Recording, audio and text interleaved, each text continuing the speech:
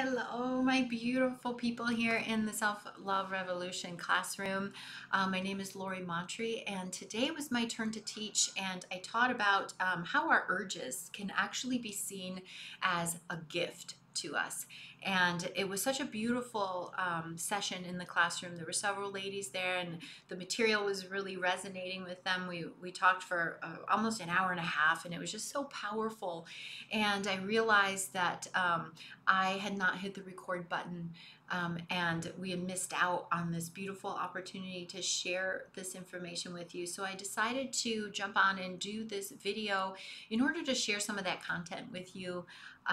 So just to get started, I'll give you a little bit of background on who I am, and then we can dive into that topic. My name is Lori Montry, and I struggled for decades with a really incredibly challenging relationship with food and body. I struggled for around 35 years. The constant diet roller coaster, never feeling comfortable in my body, always either depriving or doing things with food that didn't feel good. Emotionally eating was a big issue for me. And through a process of healing, growth, and reconnection with my sacred inner wisdom, I was able to break free from those challenges. And now I have the passionate desire to walk with other people on their personal journey towards freedom. So I am a certified Nua Method instructor, which I'll give you a little background on in just a minute. And I create programs for women, especially women who deal with emotional eating, binge eating, chronic dieting, overeating. And my mission in the world is to rid the world of ineffective soul-crushing diets and help women identify their personal roadblocks to weight loss so that they can finally feel free and light in a body that they love living in a body that feels comfortable to them. This means a body that is strong and not inflamed, and that they just feel good about being in. So I want to take just a minute and tell you a little bit about the Nua Method, because it's relevant to everything that I teach and talk about, and certainly the things that we'll talk about today.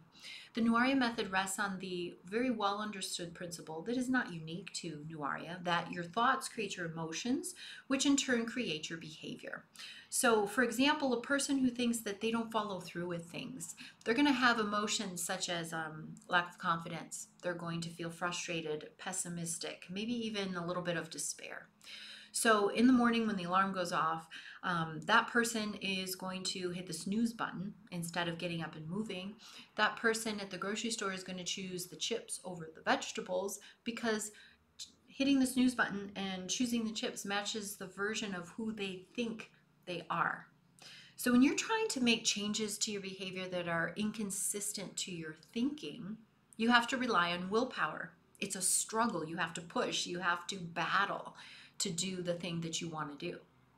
But when you can work on changing your thinking to be consistent with the behavior that you want to engage in, it becomes almost effortless to take that action. So if the person in our example could work on thinking and shift themselves from seeing themselves as someone who doesn't follow through with things to someone who actually does, they would feel the emotions of hopefulness, feeling empowered and confident. And someone who feels those emotions easily gets themselves up and moves when the alarm clock goes off. They easily choose the vegetables rather than the chips at the grocery store. Now, most of us go about change by attacking our behavior. And as I said, that is really, really hard. Changes born out of willpower are hard to maintain. That's why a person can start a diet Monday after Monday and fall back into their old ways Friday after Friday. But by going to the source, which is your thinking, you can align your mind with the behavior that you want. And at that point, doing the things you want becomes almost effortless. So as we talk about our topic today, I'm going to relate to it with respect to food, because that's what I do and I'm most familiar with. But you can think of it with absolutely anything that you experience urges for. It could be smoking, drinking, shopping for things that you don't need. It can be working too much. It can be any of those things, and and not to say that any of those things are bad. If those things are serving you and you feel good about them, then they're not anything that I am encouraging you to change. But If it's something that you don't want to do, you feel out of control, or you look back at it later and say, oh, I wish I hadn't done that, then that's the kind of thing that I'm talking about in this discussion. So when I talk about the topic and talk to you about your urges being a gift, it's probably very counterintuitive to the way that you have seen this in the past, right? Your urges are probably something that you just loathe and want to get rid of as quickly as possible, something that you hate. But as the saying goes, what we resist persists, right? Maybe just hearing that for the billionth time caused you to roll your eyes at me, but it's true, right? Whatever we resist, persist for us. So rather than battling against your urges, I want to suggest to you that your urges are arising for a very specific reason. And it's your job, your responsibility, and your gift to figure out what that reason is. You've probably had enough experiences with your urges to know by now that you are never going to control them on any regular basis, right? We don't win the battle against our urges. We just don't. That's what I was talking about before with our thinking. We can win sometimes when we have a good reserve of willpower, but so often that's not going to be the case. Trying to manage your urges has probably led you to a lot of frustration, maybe anger, feelings of inadequacy, being weak-willed, or just generally feeling like you lack the willpower to make changes, right? You've tried to change and fix long enough.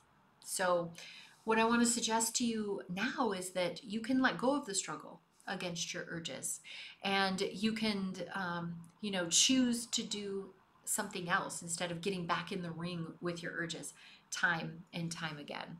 So setting the record straight right now, fighting your urges is not going to work. It is a recipe for distress and disaster. So I think that what your urges have to offer you is access to your sacred inner wisdom, right? Your being present with your urges allows you to learn from them.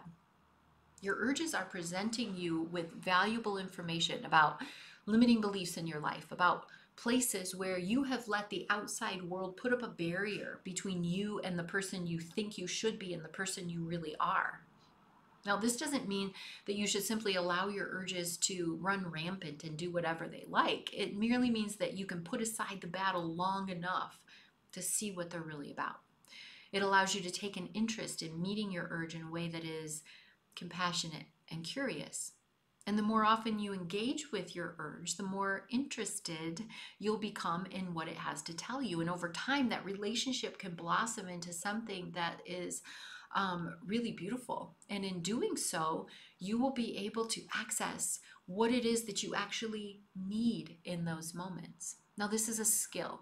If this is not something that you've done a lot of in your life, it's going to take a little while for your urges to feel comfortable, for them to feel like they're welcome and you can share with them. I always give the example that if there was a neighbor who was just an awful neighbor, he filled up your trash, let his dog poop in your yard, kept your packages when they were misdelivered to his house, and he showed up at your door inviting you for coffee one day, you'd probably be suspicious and think he was up to no good, right? You might not be willing to accept that invitation, and you certainly wouldn't be willing to sit down and immediately start sharing. And our urges are kind of like that too, right? If they're not used to being listened to, if they're used to being hated and pushed down, it may take some time before your urge will sit down and share with you, open up as to what information it's holding for you. But as you learn how to engage with it, you'll turn it into a friend. And that partnership can open the door to the things in your life that are missing, to the ways that you're being inauthentic, to the things that you need. And once you realize that, and your urges realize that you're on the same team, then the two of you can be very powerful together. Now, I always like to remind you that you are not flawed because you have these urges. You are not weak because you succumb to them. You simply didn't understand what it was all about, and you didn't have any tools that are needed to be able to work with them rather than against them.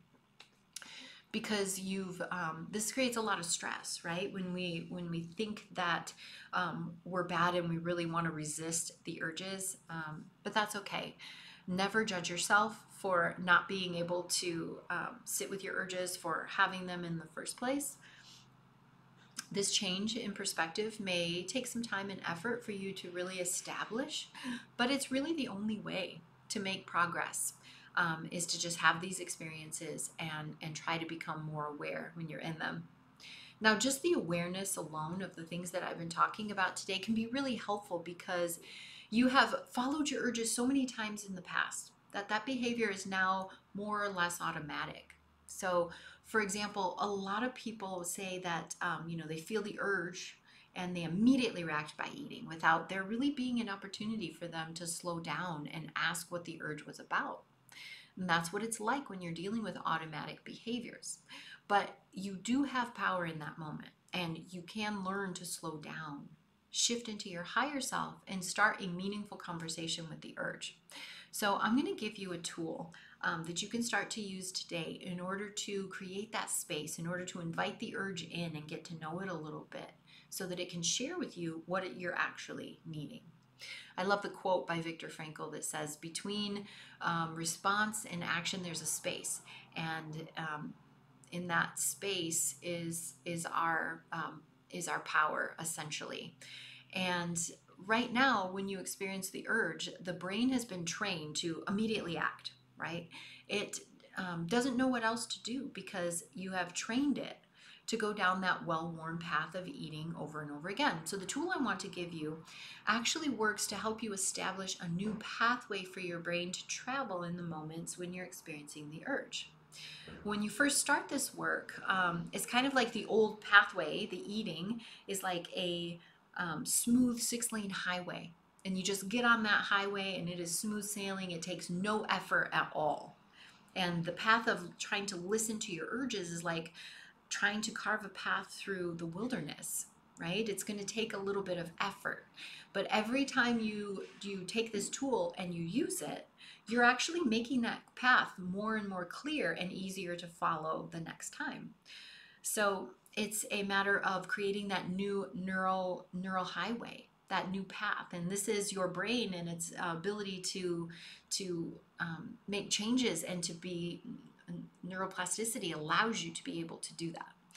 All right. So most people think that, all the work to overcome their emotional eating or their overeating challenges is done when they're standing in front of the refrigerator or when they're ordering in a restaurant. But the real work is outside of those moments, and things like the 2-minute pause when you actually step back and try to make connection with your internal world. So if you take the time and make the effort to engage and build in this essentially mindfulness practice, that muscle is going to get stronger and stronger, and you'll be able to bring a much higher level of consciousness when your habituated mind tells you that there's only one choice that you have. So as I mentioned, the 2-minute pause is a tool that I want you to start using, or I offer you to start using in the moments when you feel the urge to act in ways you know doesn't serve you. This practice is centered around, again, wiggling in between that space when you first feel the discomfort of your emotion and when you react by eating. So here's how it works. Let's say you're working at your desk and suddenly you get this fluttering feeling in your tummy, or maybe it's a sinking feeling. You aren't really sure what it's about and you don't really want to stick around long enough to find out. Instead, you're ready to head straight to the kitchen and start to eat even though you aren't physically hungry. This is a time to use the 2-minute pause. Now, as I mentioned, there are 5 steps. The first thing I invite you to do is pull out your phone and actually set your timer for 2 minutes. And that 2 minutes is important because in those moments, your primitive brain is going to tell you that you're in danger and that you should not pause. You should go immediately to the food because otherwise you may die, right? So watching those 2 minutes tick down is going to be something that can be really helpful for you. It gives you the ease to be able to sit in that uncomfortable space. The next thing is to try to take 3 deep breaths. And the reason why I want you to do this is because your mind is racing. Your mind is in a stress response in this moment. And taking those deep breaths uses your body to signal to your brain that you're safe and you can take this space, right? You wouldn't be breathing that way if you're being chased by a tiger. So it sends the message to the brain, hey, we're okay at this point, and it's okay to pause here and to not run straight to the food.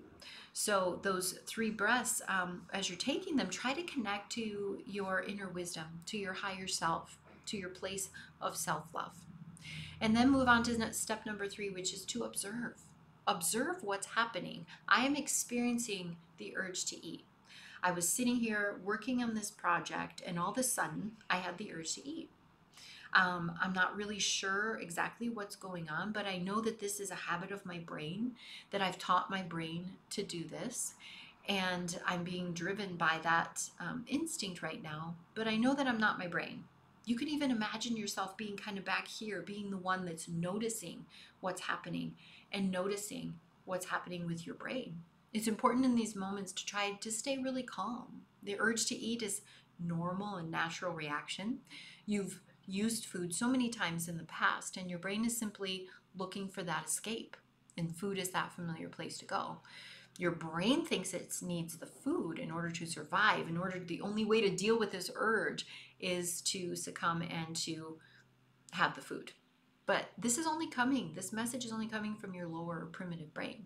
If you take a minute and understand that it's only your brain and not you who wants the food, you can start to see this situation in a new way.